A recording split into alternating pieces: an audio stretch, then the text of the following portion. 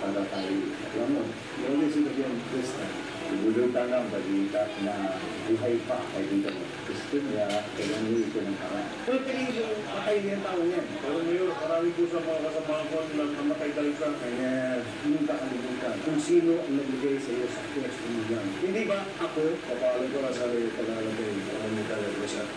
Patay na si Ramon Montenegro at ikaw pa mismo ang nakapatay sa kanya. Buhay po siya, sinugin niyo yung bahay namin. Hanggat hindi nakikita ng dalawang mata ko na buhay pa si Ramon Montenegro, consider him dead. Sigurado akong sa'yo pag nakatiwa.